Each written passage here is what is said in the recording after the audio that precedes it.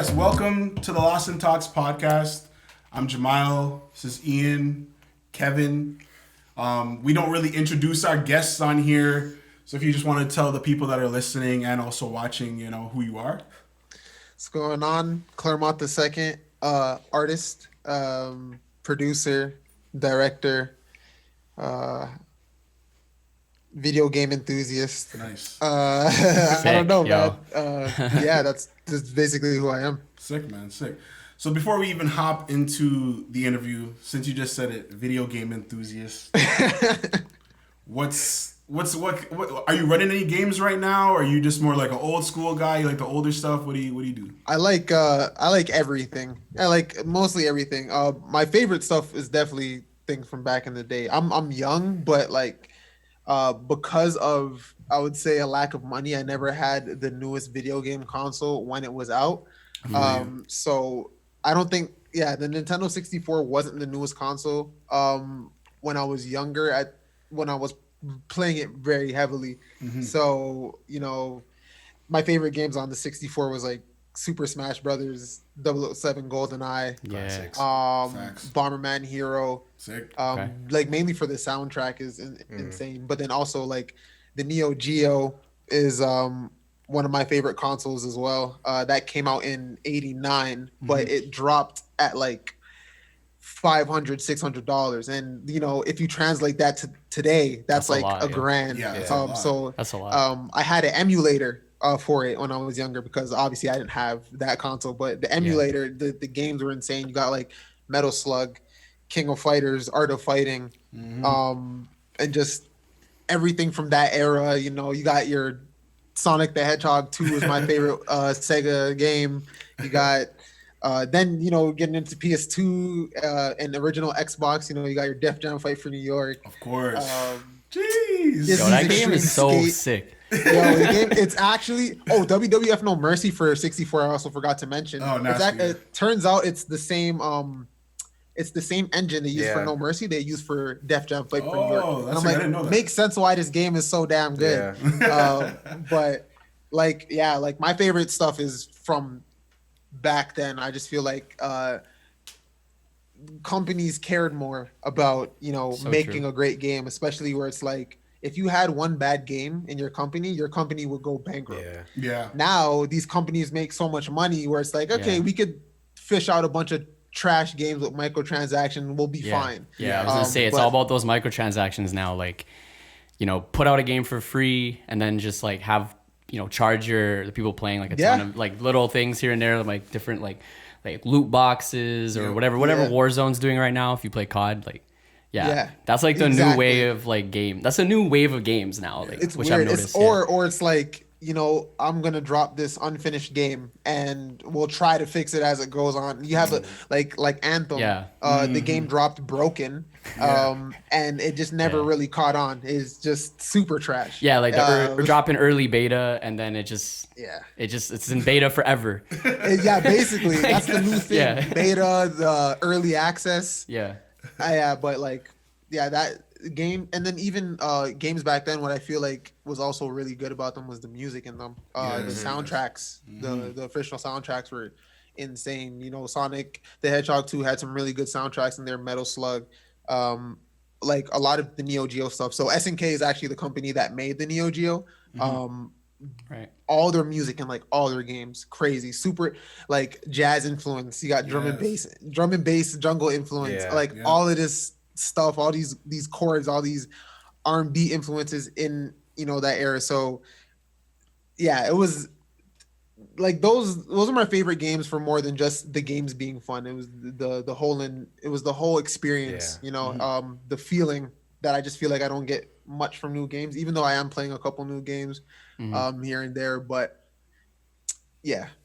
sorry, I went on a whole spiel there. Oh man, that's what we like, bro, because like all this shit you're saying is literally like we're bumping old tracks from like Donkey Kong Country and Chrono Trigger and shit like that. You know what I mean? Like like and even Kevin he makes music as well, so he's used some of those samples and stuff like that in some of his I love doing like that's you know, like your intro track, like it's just like that's why when I heard it right off the top, I'm like, this is sick, because you know it's exactly what we do, you know, like just taking bits from our childhood. Like you said, you know, that experience, it stays with you. It's not just it's hand in hand, you know, the video game and the music experience all together kind of just leaves that lasting impression. You know, I think that's why people who like grow up like us, you know, who have video games a part of our childhood, that's why it sticks with us as creatives now, you know. Yeah, I have to play video games. Yeah, it's like a part of me. Like if I never got to play video games again, I don't know what I would do, man. I have to play video games. But yeah, sick, man. All right, so one last video game question. Yeah, your favorite Smash character? Who you picking? Super Smash 64. I would say. Does depend on which one. Yeah, it does. Yeah. I would say Fox or Captain Falcon on 64. Okay, sick. In the newest Super Smash Brothers, I'll kind of group like from Brawl on because the roster is kind of similar. Yeah. Now there's more characters. I would say now I'm using Donkey Kong now. Actually, you know what? I have to put Donkey Kong on the list for 64 too. So the reason why I say Donkey Kong is he has this front grapple move, and so when he grapples you and you walk forward, he picks the character up and holds them on their back. You can follow. So if I have like 3 stocks left and the person I'm versing has 1 stock left, I'll just jump off the map. Yeah, the suicide mission. I love those. That's why I love Donkey Kong. Yeah, that shit was so troll, bro. Like he became my favorite character. Like just from that. But Snake as well in the new Super Smash Brothers. I think he's just super shifty, very you know, he's Snake. He's solid Snake, you know, being very stealthy, dropping mines and rolling out the way and things like that. And then Terry Bogard, who actually just came as a DLC, who's actually a Neo Geo character. He's an SNK character. Fatal Fury being like his main game. But you know, he would appear in like King of Fighters and things like that. So when they announced Terry for Super Smash Brothers, I'm like, I don't even care if I don't like his play style. I'm just gonna use him because I'm a big fan of SNK. So those are kind of the people that I mess with now in Super Smash Brothers. But I'm trash. I haven't been playing in the past like few months, so I got really whack. I'm not good anymore, but I need to get back into it. All right, sick, man. For me, I'm a Link man. Oh yeah, I forgot about Link. I'm a Link man. I'll run the 2 Link too. I don't care. Yeah. He's not the best or anything, but I feel like something about him just attracts me to him, and I always gotta run him. You know. He's consistent. He's so nice. I forgot about Link completely. He was actually somebody I was maining for a bit on 64 and a little bit on the Super Smash for Wii U. So that makes 100% sense. Link is nice. Yeah, he was that guy, yo. So yeah, let's hop into the music, man. Where do you want to start? We can start wherever you want to start. We can go personal. We could talk, you know, how you gotten started and stuff, or we could talk about the project and a little bit more about that. What do you want to do? I'm down with whatever. Just ask me. All right, sure. Let's get it. We'll start with the history. All right. So you want to tell us, like, basically just how you got started in music? I believe I've heard you say before that it was basically in your house. Yeah. But like, I want to hear more about what basically got you going immediately. Yeah. So as you said, you know, started in the home. My dad sings, plays piano. My older sister sings, plays guitar. My older brother produces, raps, plays instruments and things like that. So it was only a matter of time before I took this and used it as, you know, the full the career. You know what I mean? So just playing after church. When church was done, I would hop on the drums here and there, like around maybe 4 or 5 years old. I would lean towards 5. So that's how I got into playing music, period. And then my brother started teaching me things on the piano like a couple years after that, years later. Obviously not great, you know, I'm 7, I'm trying to figure things out, but but he also taught me how to make beats around 5. So from there, that's when I started getting into music, period. Other than just being in church all the time, where music is like 50%, or if not more than 50% of what church is music. Yeah, exactly. The music was great all the time. So I've always had an interest in music, and my siblings also they draw and you know, paint and do visual art. So that's, I also started doing that too. So I was always interested in the arts. Basically, you know, over time, I'm like, oh, I'm gonna become an animator when I get older. That was the thing I was doing in school. Yeah. But I ended up just like still producing here and there in the background. Like I'd be drawing this comic book, but I'll make a beat here and there. Like I wasn't making beats as much, but then in grade 9, I made a song with a couple friends of mine in high school. That's actually still on the internet. You can find it, but True. It was trash. It was garbage. Like we thought it was sick. Yeah. And we got like 1,000 views in a night. We're like, yo, we're about to blow up. And like a week later, like, this is garbage. You know what? I could, the name of the group was called Expert Detour. It was trash. It's so garbage. That's funny. It's freaking garbage. But basically, that's when I knew, I'm like, yeah, I want to do this for the rest of my life. I was always doing music, but I never like knew I was gonna have a career. I knew I'd be famous for something. I didn't know what it would be. But I'm like, yeah, I want to be better than my friends. And then I started practicing really hard and, you know, honing in on all my skills, my production skills, my rapping skills, my writing skills, and just trying to be better than my friends. That's what it was. Because everybody at that time, I would say I was in grade 9, so 2011-ish, everybody started rapping. I don't know what it was, but everybody started rapping at the same time. And I'm like, I'm better than everybody. I'm better. I wasn't yet, but I had the potential. And I think part of that confidence of me saying that I am better is, one, my older brother rapped. So I had kind of people around me to kind of guide me. But also, I think the variety in music that I listened to, I knew would all play a part in who I became, and how I would throw down on records. So I knew I had that advantage. And then I guess the rest is history, and I've been doing it seriously since. Sick, man. For some of were there any standout inspirations for you when it came to music? Like any artists that you really fuck with? It's definitely changed over time. But like the main guys, I would say the newer main guys would be like, you know, Tyler the Creator, Kendrick Lamar, Vince Staples. I'm a big fan of too. Like, you know, Earl Sweatshirt. Those guys are nasty. Yeah. Andre 3000 is like, I would say, was one of the major inspirations for me as I was really studying more about music, studying more about, I would say, rap, because of the way he was able to just bend the genre and not only just rap, but, you know, he had such an eccentric style versus everything that was coming out at the time. And his flows were really sick. And there was this thing that he would do when he would rap where he would stay a line and the last line of the next line would rhyme with the first line, but it wouldn't complete his thought. His sentence wouldn't be finished, and he would continue it in the next line. So you'd have lines that would rhyme with each other, but they would bleed into the next line. And I always thought that was like, oh, I didn't know you could like do that. Like I always knew you could do that, but I didn't feel like I was allowed to do that because that's not how you rap. Yeah. But I think him doing it was just super creative. But like even him, you know, Hey Ya was such a big record.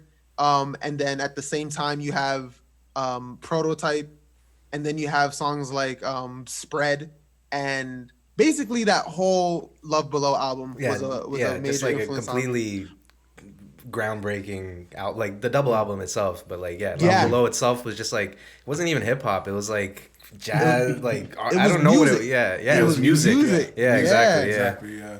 And that's one thing I really appreciated about that when it came to hip hop. And like the people that I was drawn more to in hip hop that were I would say more of the old school guys were like, you know, Far Side, Slum Village. I think those guys, like, I think they resonated with me more. Other than that, my main inspirations come from like different genres of music. My main inspirations are jazz, gospel, funk, disco, soul. that's kind of, those inspire me more than anything. And those all play a part in how I make music and in the direction that I take. Yeah. So like, people like D'Angelo, Prince is a major influence. I didn't even realize how much of an influence Funkadelic was to me. Parliament, that's my brother's favorite band. And so when he was making his beats, and it sounds like, oh, these are just like West Coast beats, or the influences from the West Coast, like some of his older stuff. And that's the stuff that I was drawn to. As I got older and did the studying, like Funkadelic is responsible for like so much of hip hop. And basically that whole West Coast sound comes from things that they've done. Yeah. And like I've just been like studying and Funkadelic, Parliament is up there. I said Prince already. Yeah. Another inspiration, all these guys that are like anti-industry, blacklisted against the industry, but kind of just doing their own thing, but still able to be successful.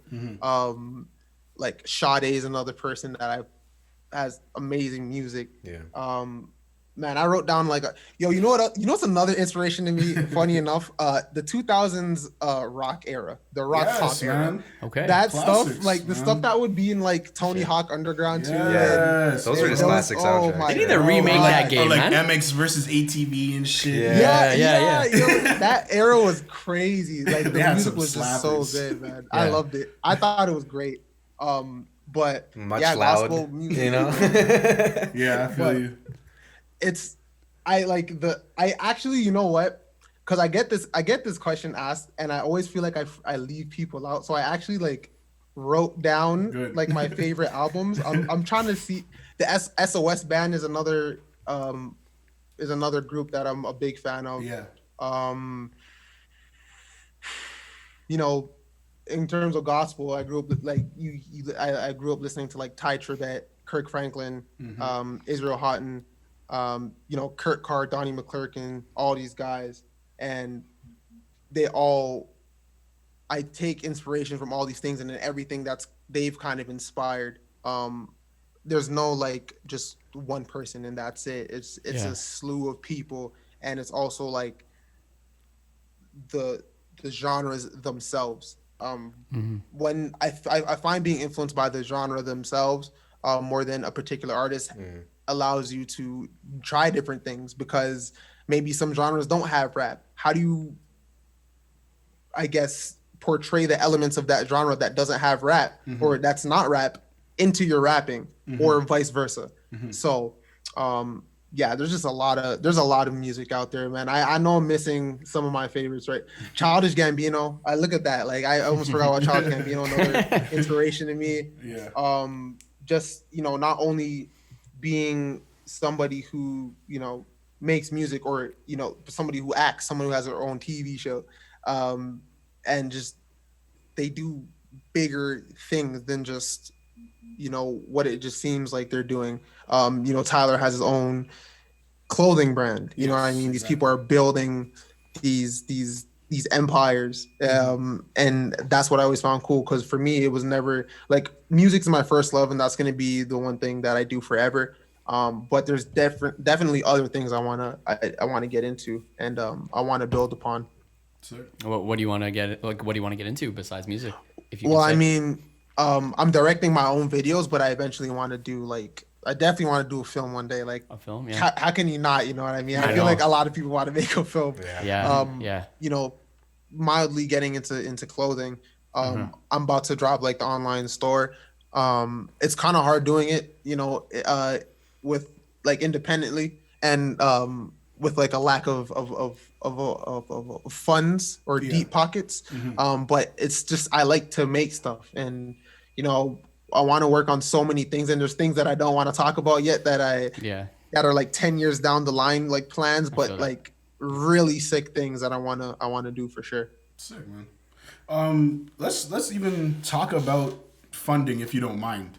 Yeah. Because for our podcast, it's like we have people that listen, basically, that are other creatives that are in the city, still trying to like come up. And when you're coming up, even us, we're struggling with funds now. You know what I mean? You just we're just like you though. Like, we just want to make shit. You know, Yeah, pretty we much. just want to make cool stuff that looks good, it's quality, and it doesn't look like it was made for a couple $100 or $1,000. It looks like it was made for more. So like, do you use or have you ever like applied for like grants or anything like that? I I have actually. I think back when Much Fact was a thing, I applied for a couple Much Fact grants, got none. They just weren't. Same. I don't know what it was. They weren't messing with me. There was a couple other grants we applied to. Some most of the time I don't like applying for grants because I don't like waiting. I don't like waiting for the money, especially since I have I could just make beats at home and record at home, which is what I do, and I'm able to produce what I'm able to produce. So just waiting on the funds, waiting for the next round to do something takes a lot of time.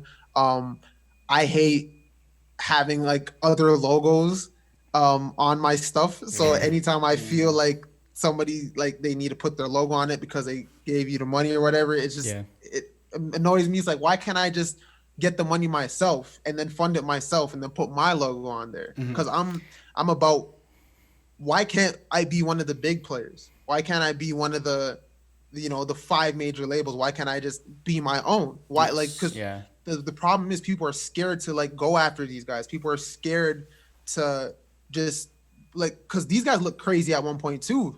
Someone's like, yo, I'm gonna start a label and it's gonna be like one of the biggest labels, and they probably told that guy he was like, yeah, but like how? Like like look at where they are, look at where you are. But someone has to do it. That's how it goes all the time. Somebody has to do it. So why can't I just do it myself? I think a couple of the times when we went for grants, like we don't get enough for what we need, or we just get rejected. And after all those times of getting rejected or just like feel like we're not getting any help, we're just like, all right, so what's the point of even trying to rely and keep going back to these people? Because you see who they're giving the money to. And it's obviously not me. And they don't want to give it to me. So why don't I just do it? Why don't I just do it myself? Good point. Honestly. So before we get into whoever these people are, how do you fund yourself? You just fund it all yourself, basically, or is that through just music? Yeah, it's a lot of waiting. Honestly, like waiting on stream money to come through. It's not something that's like sustainable. Like I can't move into a house off of stream money, at least not yet. But I wait on that. I was doing concerts until this virus hit. Yeah, everyone got fucked there. So yeah, exactly. So it's that stream of money is gone. You have to have the back end for like getting merch. So I have to put up money for merch first before I could even sell it. So that rips out of my pockets, and I gotta like basically just like trust in the process and trust in the fact that I'm gonna make it back somehow. But like merch is like another way I make back money, whether I sell them at shows. I did have an online store momentarily, but I felt like I wasn't making enough off the store for me to keep it going, because to have the store costs money. So that's true.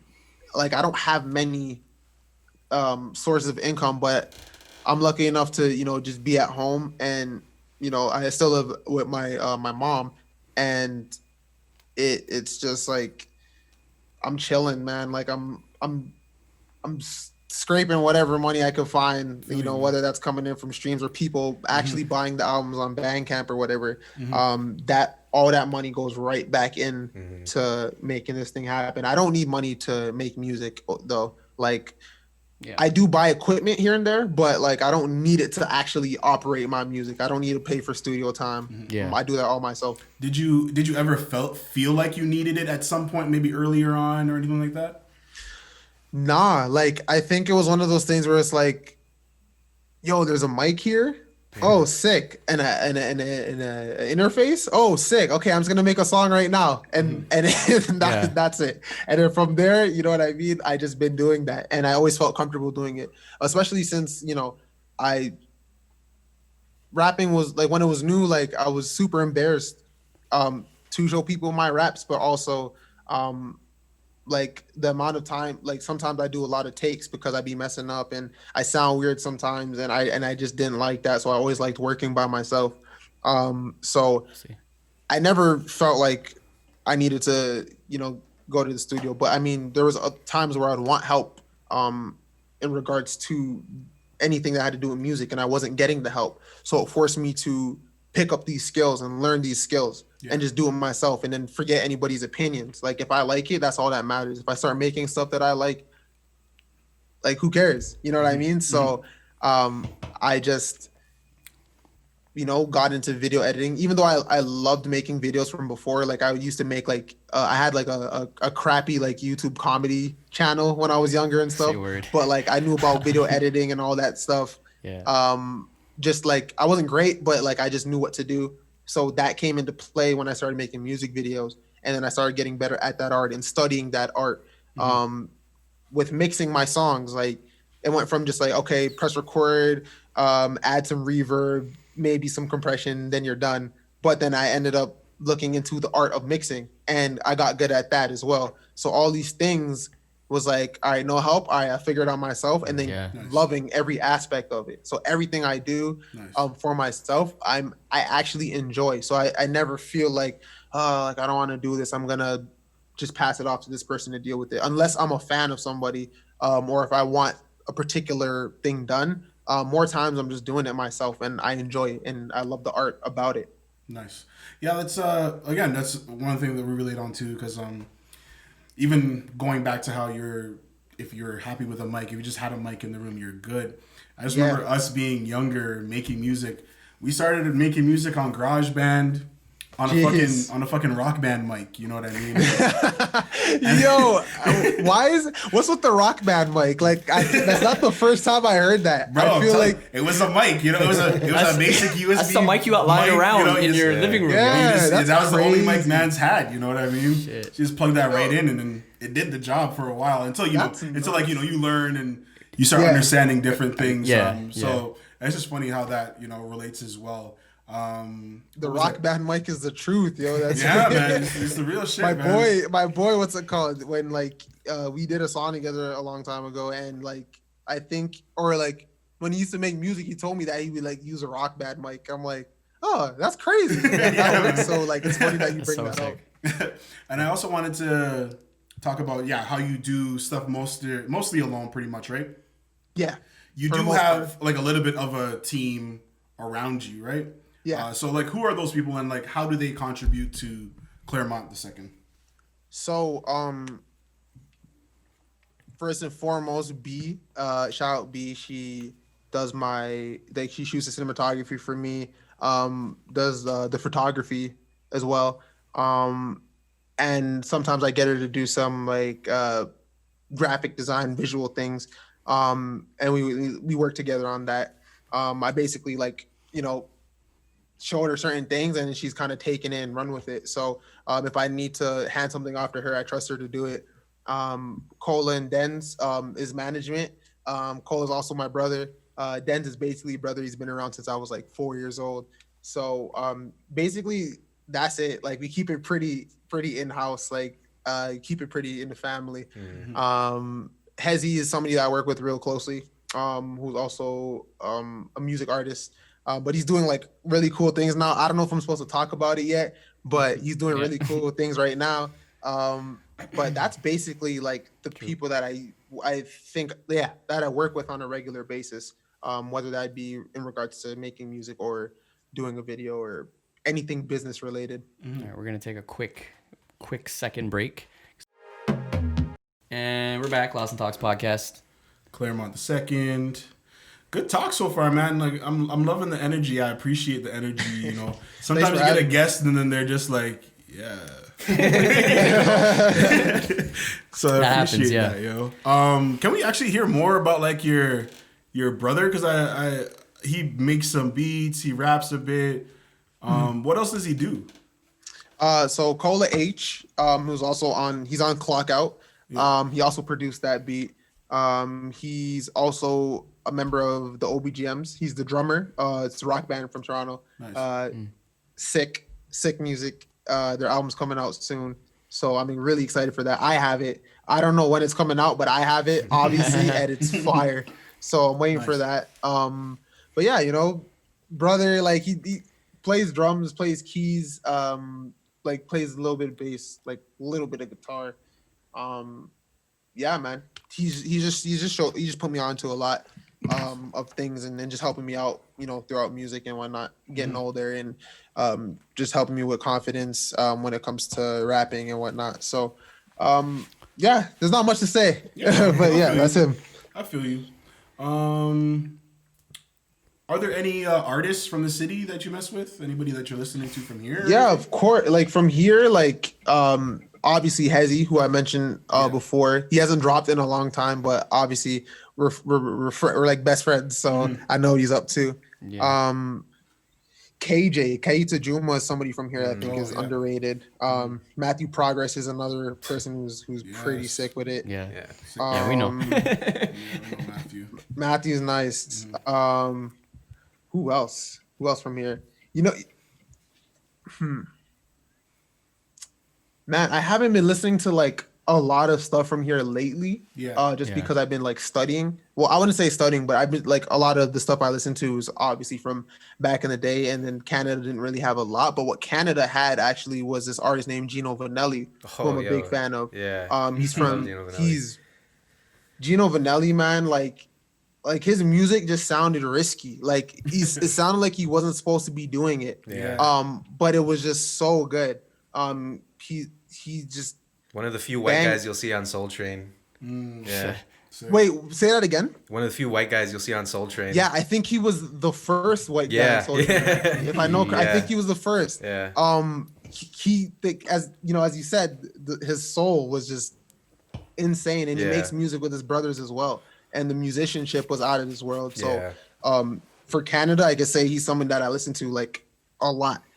Even though like he doesn't really, the music doesn't sound the same anymore because we're talking about 70s versus now. I mean, I wish he would just go back to that, but he's old now. Like he's not, he's not the same, right? But Gino Vanelli is someone from Canada, I would say, who's crazy. Man, who else? Young Clancy is pretty dope. Actually, this guy knows about the people, the folks. We know Clancy. Young Clancy's nasty. Yeah. Chris LaRocca. He has a track record. That's like his boy. Actually. Okay, so, I don't know if I was supposed to talk about it yet, but I did something with Clancy like this past week, and then I did something with Chris LaRocca a while back, but I don't know where it is yet. I don't know if I'm supposed to talk about it, but inside scoop. You heard it here first, folks. Just don't kill me. But who else, man? There's a few people from here. That's all I can think of right now. I know I'm missing people. Yeah, no worries. I'm missing people, but yeah. What do you think about the whole, Toronto music scene, or even just art scene? Canadian music. How do you feel about it, yo? I feel like it's backwards, personally. I feel like everybody I feel like should be at a higher level isn't. Every time we talk about Toronto, we talk about like the same four people. Every time people think about Toronto, they think of the same four people. So when Toronto says they're on, or even if another city or another country says, yo, Toronto's on right now, I don't believe it. As somebody on the inside, I don't really see it based on how other people actually talk about other artists. I don't see it. I don't believe you when you say Toronto's on, because let's be real. You talk about, there's this young cat coming out of Toronto, blah, blah, blah, young cat coming out of Toronto here and there and there. But then that conversation kind of goes away because it's replaced by somebody bigger. Anyways, and then we go back to talking about the same four people from this damn city. So I just feel like there's a lot of people, like as I said, like people like Progress, people like KJ, Young Clancy, etc. People from that circle. There's like this really cool underground scene here that is just super diverse that I feel like is not getting the love. It's not getting the shine. And honestly, man, it's annoying. It's frustrating because I feel like I'm one of the people in that boat where I should be bigger, especially from how some of these publications talk about me or whatever. They use my name for cool factor. They're like, Claremont, Claremont's the Star Child Toronto and this and that and whatnot. Yeah. It's like, why am I in the same exact position? But why as is it the not Mountain happening? City? Why is nothing changing? Yeah, Exactly. what is this Star Child you talk about, or the new? How long can you be? The new one to watch. Can you be the next up and how coming? long? Yeah, like the next what big is that, thing, right? and then What does that and then mean? nothing What does that happens. mean? Yeah. Because I don't know if that's a Toronto people thing or a Toronto publication thing. But even then, when it comes to like the industry aspects of it, like Havaya Mighty, my bad. Yes, Havaya Mighty also Havaya. is somebody that's like one of the homies. She's ripping right now. And Sean Leon too is a part of that circle as well. So when Havaya should have been nominated for a Juno. Why wasn't she? Yes. Why is the Junos is behind? The Junos has been behind. Yeah. Like when you look at everybody that was nominated, she did. it's like these labels have them by the balls. You see Sony, Warner, who else? Anybody major. All the major labels you see there. Yes. It's like, who cares if like, why do you have to put on the major label? Because these are the biggest artists. What about the music? What happened to we choose this based on artistic merit? You're talking ass. You don't choose it based on artistic merit. You have people that have you by the balls, and that it is what it is. Mm-hmm. And no one's checking them on it. And if people are, I don't know. The pressure's not heavy enough. I'm not saying I need industry approval because I don't need an award to. You know what I mean? But like some of these bigger publications that we have here are behind. Yes. And that's why no one could bypass this like wall or this cap in here that I feel like should be. Like, how long are we gonna talk about? I don't have to say his name, but the most famous artist from Toronto. Like, why is he gonna be the only guy? Like, he's actually gonna be the only guy forever. This is what we're gonna do for like. You don't want to have a couple people. You know, you look at LA, you could think about like 5 people off top that are at a crazy level, or like California. You can look at California. How many people at that are ginormous? You look at New York, it's another one. You look at Atlanta, it's another group of people. You look at Houston, you know what I mean? Here, let's be real. We don't really have more than like 2. Yeah. Yes. We don't. Exactly. We actually don't. And like people like to front like we do, but at the end of the day, there's a cat there. There's a wall there. And I think as listeners, as the listeners in our city, we got to do a better job of like just pushing the things that we find cool, regardless of what anybody says. You know, some of that more eccentric stuff, because we could listen to the same song over and over. Like, there's artists that are really good at duplicating, and there's a place for that for sure. But like, what about the guys who are actually doing something different and it's great? Exactly. What about them? Why are we never talking about them? And then I felt like I always feel like people are scared to like what they want to like. Why are we scared to like what we want? I was like the only guy in high school playing SOS band and all these R&B records, and man's were looking at me weird in school. Like when I would like play it out loud, or like, yo, how you listen to that before a ball game, or how you do that? It's like, bro, because I like the music. It's good music. You know what I mean? Yeah, man. I don't know, man. Yeah, people want to listen to the same shit everyone else is listening to. They don't want to be public about like that like low key person they're listening to. I don't know why. Which is weird. Yeah, music is like the most personal thing that you can. Something you like that doesn't make any sense to me. Yeah, exactly. It's honestly, it's like I would love to be responsible for sharing somebody who was smaller with somebody, and because of me sharing it, it got big. Mm-hmm. I would love to be a part of that come up story, that rise story. But some people don't want to be first. Yeah, which is weird. Yeah. No. Music journalism. I don't get it. Why so many blogs don't want, not even one want to be those people. Like, they don't want to be the ones who are like, we're gonna be the ones who find all this talent. Like, isn't that what you get into music journalism for? Like, at the end of the day, that's what. Yo, it's confusing because that was the thing. Yeah. That I always like when I was starting first project came out in 2013. But my first I would say decent project and started getting me buzz was 2014. And what I remember just distinctively from that time was blogs actually that was a tail end of blogs actually still mattering somewhat. So when you got that premiere, it was sick, but I felt like blogs were actually looking for people to showcase and looking for people to check out this new guy. without me having to go to the blog and be like, hey, can we do premiere with you so that like you could have exclusivity for a week or so or whatever. Exactly. Like that stuff is dead to me. Like if you're excited about something, talk about it. You don't need like, as a blog, like this is why I don't care about blogs anymore. Like I'm dead. Like blogs are dead to me. Like we feel you. It's no point. Like like the way I've been operating is just I make the music. I love the music. I'm just gonna put it out, and you get hip to it or you don't. Because there's been times I've been looking for the help, looking for the shout outs, and honestly, man, I don't want any of you guys a part of this because why am I wasting my time? Yeah. Mm-hmm. And don't wait till I get hot. Exactly. And that's what they're gonna do. That's what they're gonna do though, because it's about clicks for them, Like they want traffic to the website and all that shit. And, these are all the people shaking your hands too. These are all the people that are like, oh yeah, I do this, I run this. Yeah, you should definitely connect. And it's like whatever, man. Whatever. I feel you on that one.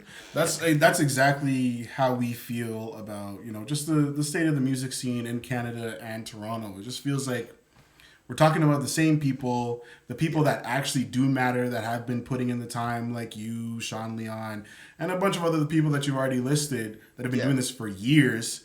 Yeah. They're just not getting any love for some weird reason. And I don't know, man. We don't really get it. And our whole thing here with like our podcast and our business is trying to make sure that since nobody else is going to do it, we'll do it. Yeah, we'll try. We're going to try it. We're going to try. You're doing your part, man. I'm telling you, like, I definitely think a lot of people will appreciate that. I do for sure. Yeah, so man. Thanks for having me on this for real. No worries, man. Yeah. It's all love, and that's what we're trying to do is just show love. But I want to ask you as well, just for us even, advice for us. How do you think, if not us, somebody could change what's going on in the city? Like what, other than the fans actually sharing the music and the publications and shit doing more, is there anything else that you feel like could help, get all the creatives in the city that deserve love and praise and whatever else? How can we or anybody, anything big, help with that and change what's going on in the city? So I personally, like, I don't have the answers to anything. Yeah, like, I don't know anything. Like, I'm like, we're still figuring things out till this day. Yeah. Like, we don't even, like, and then now that the whole virus thing is here, like, now we're trying to figure out a new way to operate. Nobody knows how to navigate in the middle of this whole thing. Yeah.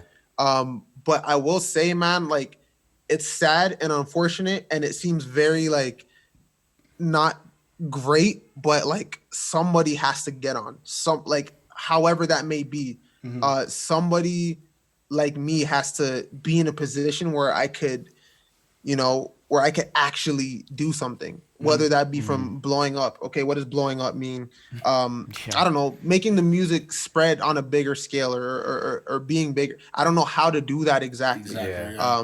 There's ways to do it. There's ways to fabricate it as well. Yes. I'm not with that. I'm very like, people will talk. I just know one day people will just talk about it. Yeah. I know. Yes, like, exactly. and I see it happening slowly. I see it changing slowly.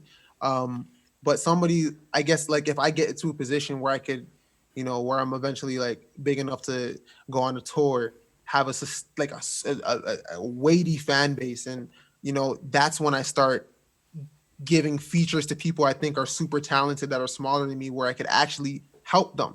Of course, I would be fans of them and I love their music, but obviously, like, it helps them to have somebody that's smaller than me on a song of mine when I could actually help. I'm not in a position to help. I'm in a position where it's like, if people see my name on something, it's cool. It's like, oh shoot, like, he's coming up right now. You know what I mean? But I'm not in the position to like, I'm gonna hand out this feature or something, or I'm gonna have somebody feature on my thing where it's actually gonna do that work for them. I just remember there's like, when I look at a lot of artists that I've always found artists based on features from and specific ones. Because not every feature is gonna be a standout. Like, that's kind of your opportunity to really showcase your thing. But I remember I think A$AP Rocky, first time I heard of A$AP was because of my brother. And ASAP Rocky is how I first heard of Schoolboy Q. Yeah. Because Schoolboy Q had a song called Brand New Guy. That track was my track. That track was, I was in high school when I heard that, and I'm like, this is insane. Yeah. Who's Q? Yeah. But funny enough, that's not also where I heard of Q. Childish Gambino, I was a fan of. I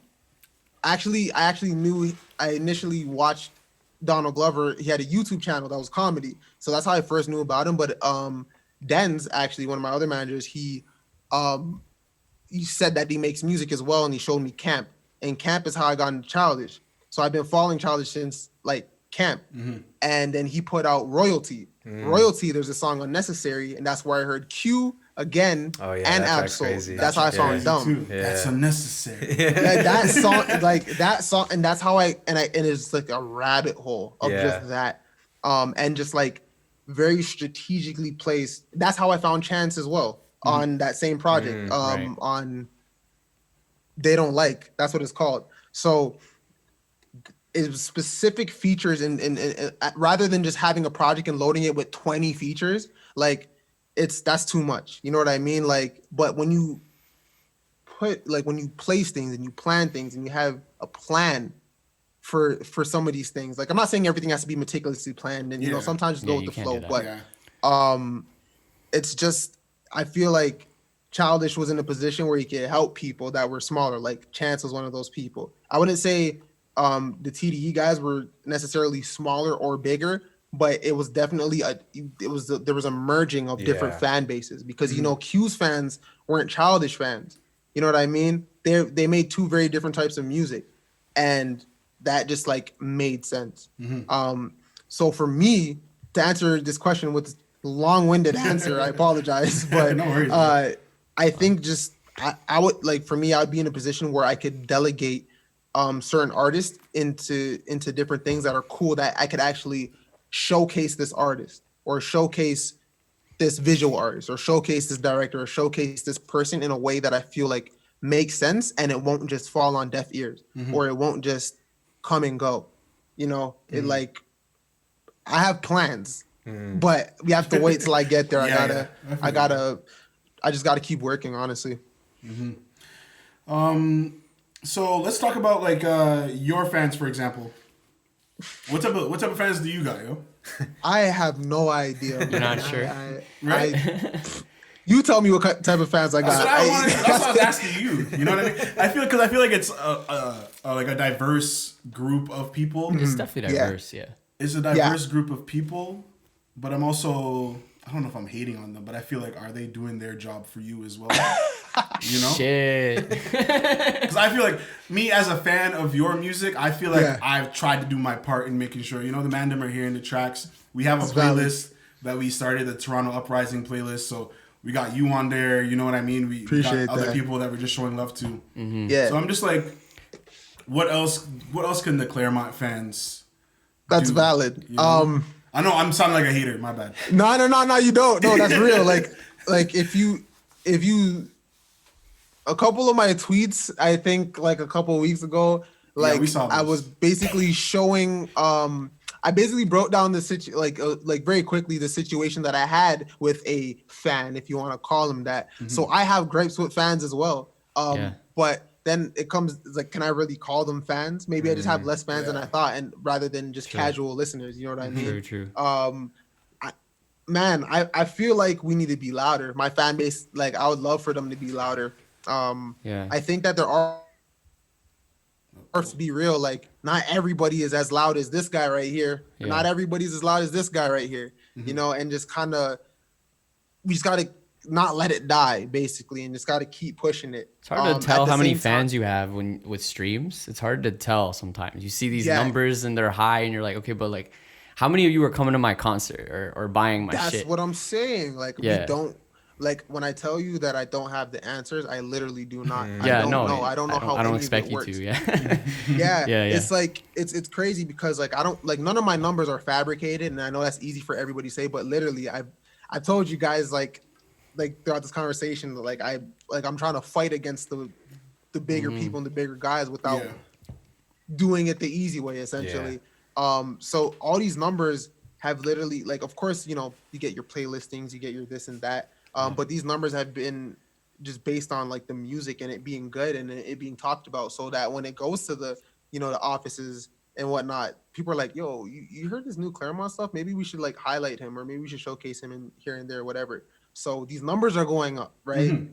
But what we're trying to figure out is like, yo, how do I turn these numbers on this platform to this platform? We have no idea.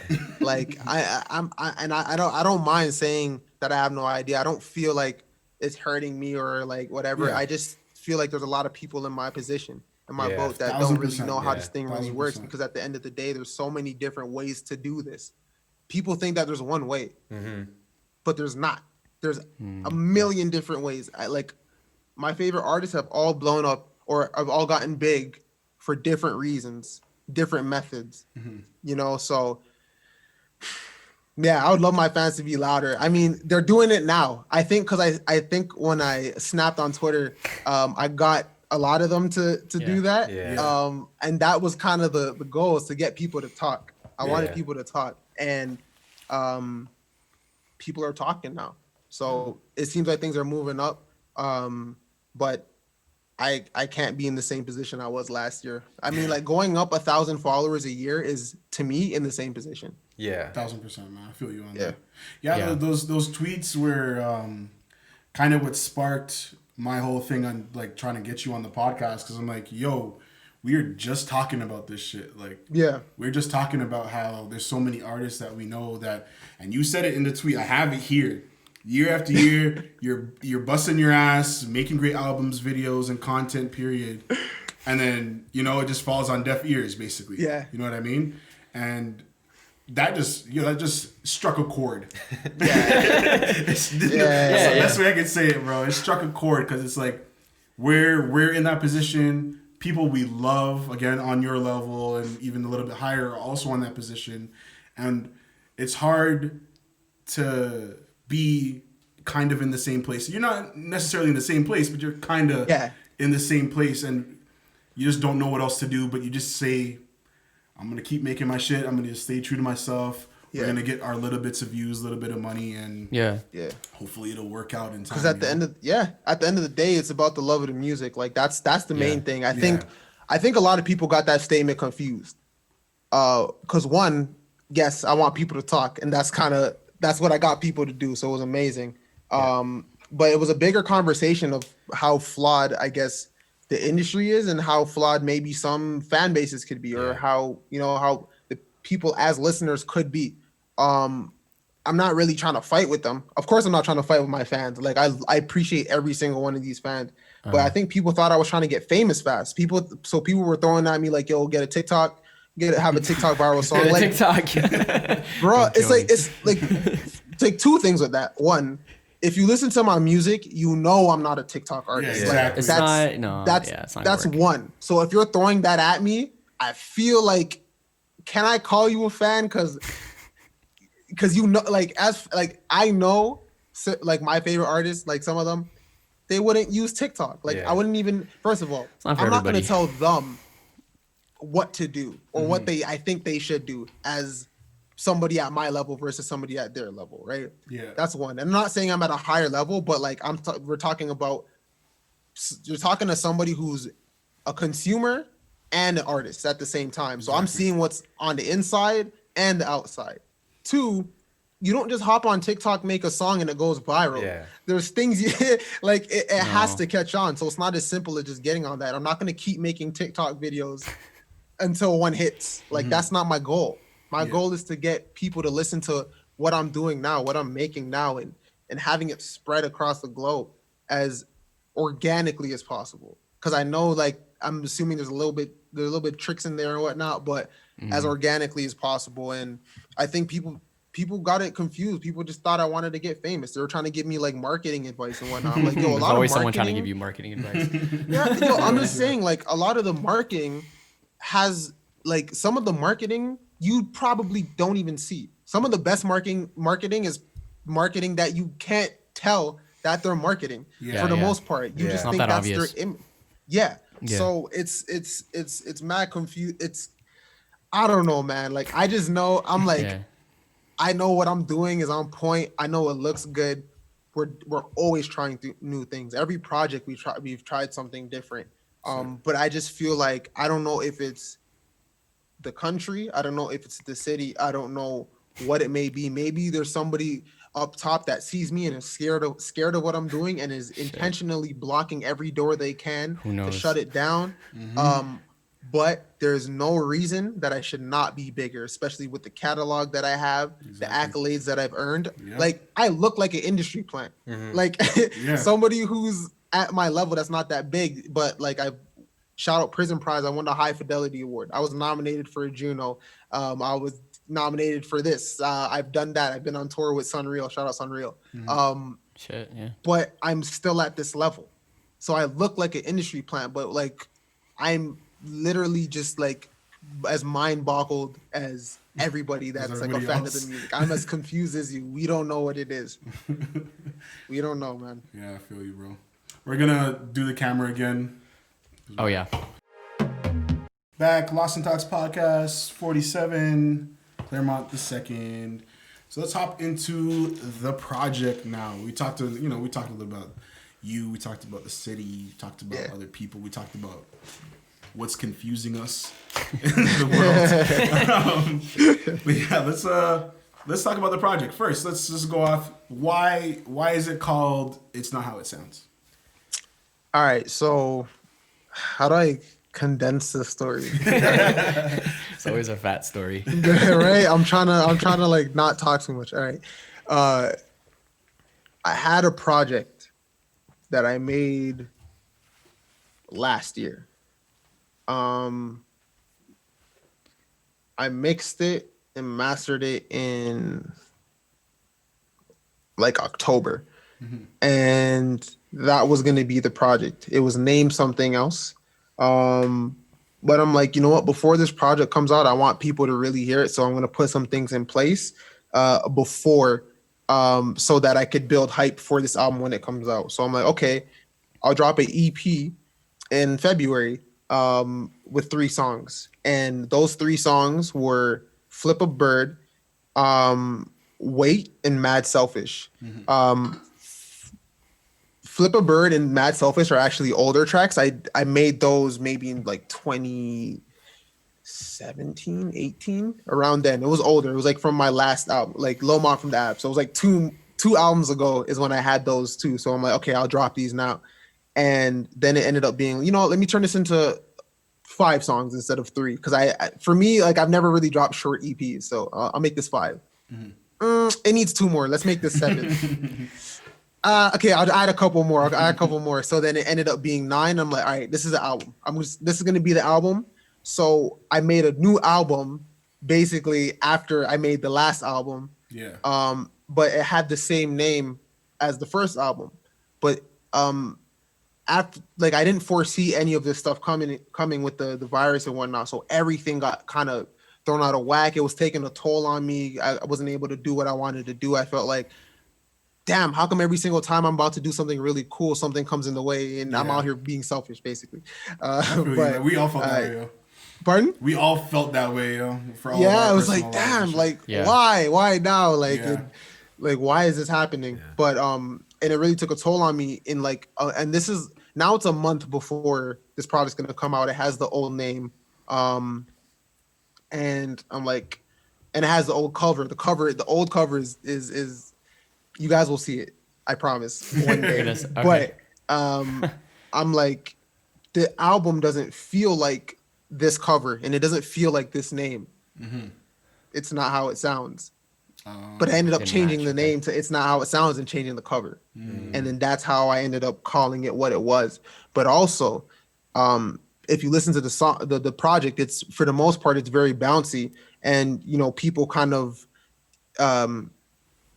of associate those naturally with just like partying and fun and whatnot. But when you sift through the lyrics and listen to actually what I'm saying on some tracks, it's not basically how it seems. It's not just straight up like, yeah, this is a fun track or this is a bouncy track and whatnot, but I'm saying, real stuff. Like I'm not out here just talking out my ass. Like I'm basically saying what's real to me and what's true to me. Yeah. But it's not how it sounds. Like literally, we shot the cover like 2 weeks before the album came out. Changed the name like 3 weeks before the album came out. That was like super last minute, but definitely it wasn't rushed. It was like, yeah, this is good. This is good, and this ended up working, and now it's perfect. And now I have that other project in the chamber still that I'm gonna fill out even more. I have more time to work on that, and when that comes, man, I don't know what it's gonna do, but it's gonna do some serious damage. But it's not how it sounds. That's how it came about. Is that track gonna be on there that you had for the promo that everybody was talking about? So was. Because everybody wanted that. Okay, yeah. It's not gonna be on the next album, but you guys might get that sooner than you think. Okay, sick. Yeah. You might get it sooner than you think. Because that video was looking nasty. Everything was looking nasty. I was just like, damn, Yeah, so that video for the teaser, so I already knew, like, I'm like, yeah, this song's not gonna be on the album, but I'm gonna get people to talk about it, and then I'm not gonna give them the song. Good. I'm just not gonna do it. At least not yet. We shot that. I finished editing that video the day that we dropped it, and then we started shooting it the day before. Sick. And got it done. Put it. I'm like, yo, this looks so sick. Yeah. I wish this was a longer video. Like, I wish there was a longer video. I was like so happy with it. And I'm like, you got some of the better videos in the city. Like we were talking about that because we shoot videos too, and like we notice this shit, and we're like, yo, your videos are actually like top, like compared to like at that level. It's pretty dope. Yeah, and like you're into directing and like films and shit, right? So I think like that goes hand in hand. Like for sure for artists. Yeah, exactly. Yeah. Right? That's what you notice. Like when artists know about the production video side, like of producing videos and shit like that, they appreciate that. I notice they have better videos when they have that mindset. Yeah. I watch just a lot of inspired by a lot of movies, inspired by, you know, a lot of directors and storytelling. Yeah. As well, you know, as TV shows as well, the same thing. So I, you know, just elements and inspired by all these different things visually. I just feel like it goes hand in hand. Like, well, it doesn't have to. Some people are perfectly fine just dropping songs and they don't even have videos, but they're like popping. But for me, I just like the whole experience wherever I could fit it in. So yeah, I appreciate that a lot, man. Thank you. Yeah, man. No, it's real shit. Yeah, because there's some pretty sick videos out, but there's nothing that's different and that separates himself. We've all seen like the Airbnb. We're sick of the Airbnb video, like I feel that for sure. We're sick of bands being in that one white studio with their whip and like I'm tired of that stuff. So it's visuals are definitely a big thing for us. Especially. Yeah, man. If you're gonna do that, do it differently. You know what I mean? Like exactly. how you gonna finesse it? You know, that was always my thing. Like if I'm like, if I do what everybody else does, how do I not do what everybody else does? Turn it into mine and freak it in any type of way that I can. Yeah, exactly. So when you were making the songs, was there like any inspiration behind some of the songs, or was it just a feeling like you heard the beat and you're like, let me just go in on this? What was it like making some of the music?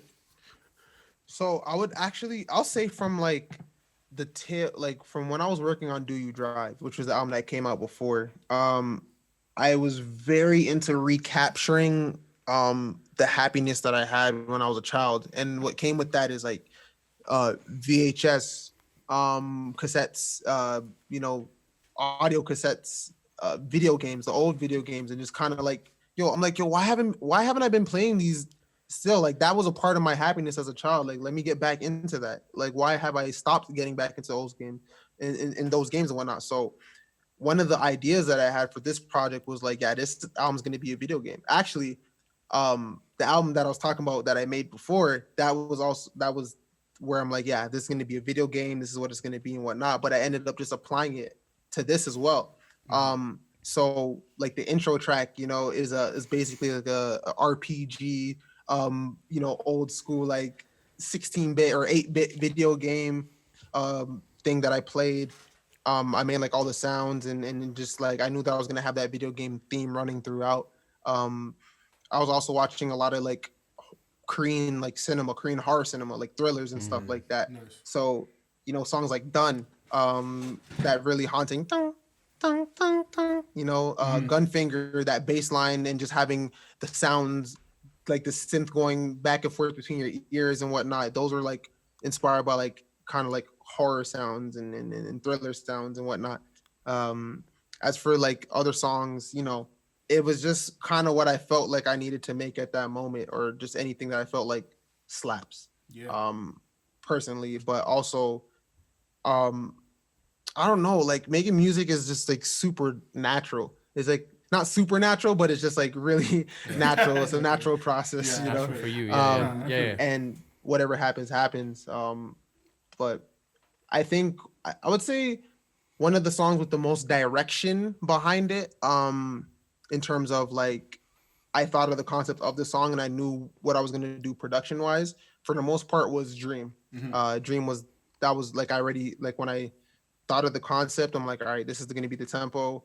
This is, and I think I had if I'm correct, I had the melody of me singing before I had the chords down, before I played the chords. So that was super perfect. It ended up working out. And then at that point, it's just placement of the tracks, and you know, I will say it all falls into place. I will say Dream is it's different from all the other songs on there, because the rest of them are like hard hitters and whatnot. But yeah, I don't know. For Dream, for me, it was like, it felt like a natural progression from when like I originally found you. Like I remember when I found you was because I saw the Flame Princess video. Yeah. Whoa, that's crazy. I remember the Flame Princess. Yeah, Flame Princess video, because even that kind of inspired some of our work as well, because we relate. We have like, when we grew up, we had woods in the backyard, right?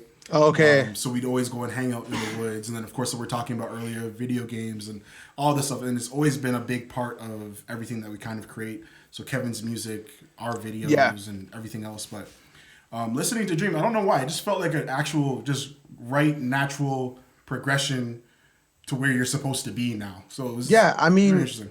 Like what I feel like I think people think that that's like new for me. Like Dream, like that type of song is new, or like I've never done it before, but I've been doing that since the beginning. Exactly. Like, you know, on like Flame Princess Project 2, we have Flame Princess on there, that's slow.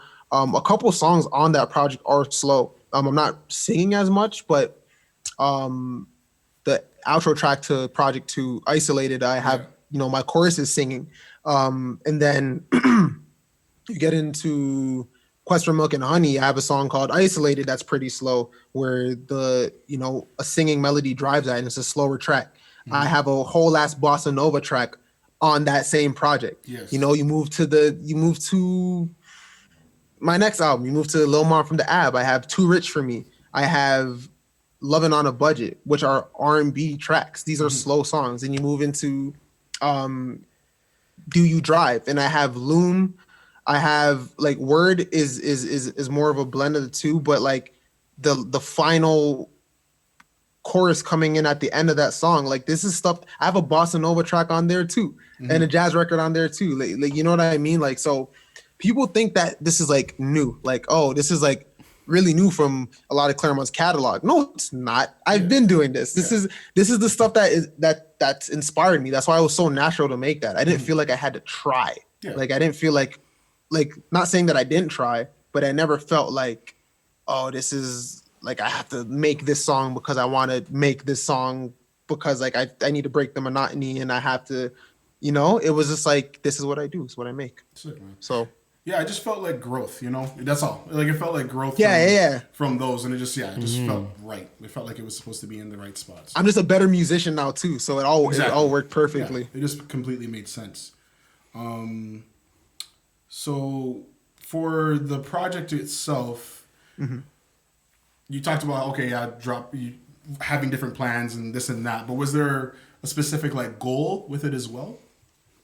This project is a setup for the next one. Just a setup, right? Okay. Nice. Yeah, that's the goal. Like, it's funny. Like, my projects, I don't know if people realize, I would say this project is the only project that sounds similar, the most similar to another one, which would be Lil Mont from the Ab. But my projects don't sound alike. They don't. Like, you listen to one, and I made it, so you'll get those hints of Clairmont in there, and every single project be like, oh, that's a Clairmont thing to do, or that's a Clairmont type of transition or whatever that may be. Right. But they don't sound like as whole projects. They're their own thing. So the next project won't even sound like this one did. But I just knew that I knew like this was yes, I had kind of a direction for it. Like this is gonna be bouncier. It's gonna go crazy. People are gonna love it. But for some reason, I think Dream is gonna do like better than like a lot of the record, and it ended up doing a lot better, and I just knew. But Dream is kind of a tease to what I was making, what I'm really getting into, and what the big thing is. So this is gonna put me in a nice spot, and then I'm just gonna drop it on you guys and then retire. Sick, yo. Sounds like a plan, Do you have a plan to when you drop shit, or do you just drop it? Always a plan. Like a plan? It's funny. Like people don't really see it, but I already know what I want to do with something, and I already know what the end goal is for that project. Sometimes it doesn't work the way I want it to. That all the time it doesn't work the way I want it to. Yeah. But really always like okay, this is how we're gonna put it out. This is what it's gonna look like to everybody else. This is where it's gonna be placed. This is who we're gonna talk to. This is who we're gonna bring it to. This is who we're not gonna bring it to. This is the video I'm planning to do for it. These are the videos. These are the songs. This is what I'm backing it with. Always a plan. I don't like to think too hard about plans though, because it makes me anxious.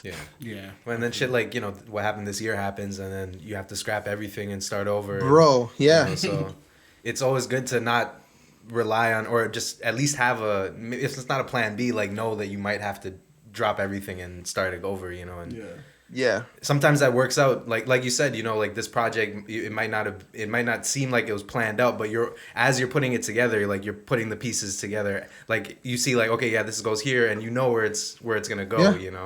It all changes, especially with this year, like it had to change. There was like, we had a show ready, like right before the thing hit. I had a show a few weeks after that. I had to cancel it.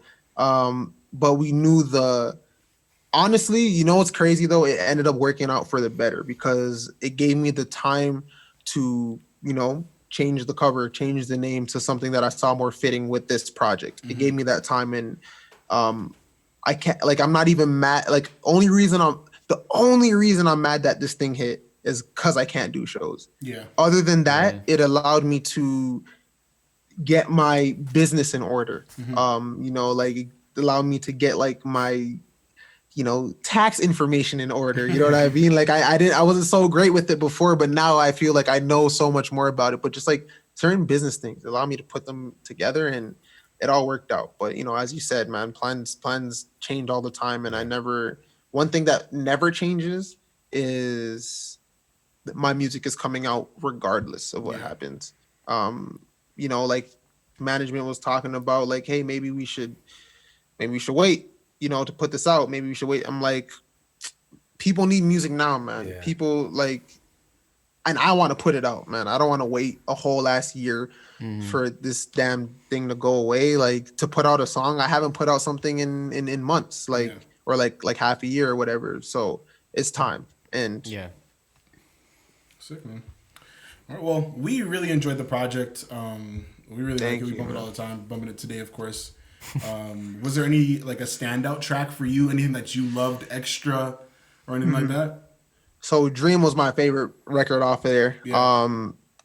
As I said, that's the stuff I grew up listening to. Bent was another one that I really enjoyed making. Bent, I like the content on Bent. Like, it's really relatable, Yeah. I like, that song, like, that might have been one of the last songs. I think that might have been the last song I made, but I knew how I wanted to start the project. I'm like, it's gonna be this RPG thing. It's gonna go right into Bent, and it's gonna sound sick. And then when I originally had made Bent, it was just the first verse and the chorus, and that's what it was gonna be. And then I had a smidgen of the second verse in there, a smidgen. That part where I start yelling and going off, and the beat changes up and whatnot. But I'm like, it needs more. And I just ended up like writing like 8 more bars, 16 more bars, whatever it was. And like I just like what I say on that second verse a lot. I thought it was crazy, man. I'm a fan of that record for sure. Yeah. Those are like my favorites, I think. Oh, and Gunfinger. Gunfinger wasn't even on this album. Gunfinger was on the one I was working on before, but I had to throw it on there, man. Yeah, Gunfinger's sick too. Done is crazy. Like I knew when I made Done, that one's sick. Yeah, that one slaps extra heavy. So too. I think those are definitely like. I was gonna say I do agree with your statement with but you having some of the smoothest 808s. Because your shit, it really does. It sounds great, you know. Thank you. Yeah, like because I think people. A lot of people confuse like loud with good, but it's like, honestly, it just needs to sit nice, you know, it just needs to be there nicely, and it has to sound pleasing. Because sometimes I'd be listening to some of these records by some of these bigger guys, man, and sonically, like I can't get behind it, like it hurts, like physically hurts to listen to some of these things. So I always knew that I wanted to make something that was sonically pleasing, and regardless of the genre, you know, why can't a trap inspired record sound like an R&B record? Why not? Exactly. Well, man, just want to say appreciate you again for coming on the pod today. Again, we wish we could have done this in person, but either way, still a good vibe, man. That's cool. Yeah. I'll be back, yo. Just when this thing blows over, I'm in there, yo. Yeah, if anything, we'll reach out again and see if we can get you on again. We have some more talks, if anything. Yeah, man. For sure, man. Thank you guys for having me. But before you go, ball predictions. Okay. What are we looking at? Okay, so ball predictions for the finals this round. What are we asking? Let's like, do it. Who's gonna win? By round, or you want to go just straight to you the want to finals? say like straight? You want to predict every round? Yeah, we'll do round. Let's see what the first round. First round. Let's go by the rounds. The finals. Like all sides, like everything. Yeah. Oh shit. Okay. Okay. You need us to pull up anything? You got it? You good? Okay, let's see. Do you even watch basketball? We're just assuming you do. Do you? Okay. Yeah. Okay. Now everyone does. Okay, so who's playing who right now? Okay, so Raptors are playing Nets right now, right? Yeah. Okay, so Raps. Yeah. Obviously. Yeah. I actually don't watch many of the other games so much, but I know Raps are eating this. Wait, I'm trying to look for the actual table, like the standing. Yeah, the standings table, whatever that thing's or called. the like the chart with everybody's. Yeah. Hold on, I have the NBA app. Okay, that'll be faster. Oh, cool. Okay, we got the first I round. always forget the middle teams. Yo, I don't. All right, so it's Lakers versus Blazers. So, and that's happening now, right? That's a tough one, though. Yo, that is a tough one. I can't comment on that because of that loss that they just took. Yeah, but again, it was just the first game, you know. Yeah, you know. Game one. I think weird. Mavs are gonna take it. I think that's only because I'm a Luka fan. Okay. So. Okay. I can't hate on that. I want them to take it. Yeah. That's that thing. I want them to take it. I feel you. Nuggets versus Jazz. Yo, honestly, the NBA looks kind of nice, man. Like it's hard for me to like just these like are just good clearly matchups. just be like, they're really good matchups, especially in the first round. Yeah. Like I think the only things that I'm really worried about is like when Raptors and Bucks go against each other. That'll make me kind of nervous. I want Raps to take it, but Bucks are kind of playing nice. Yeah. So I'm worried, but I'm just gonna say East Coast Raptors, West Coast. Yeah, that's what we're here. Who's in the West? Damn.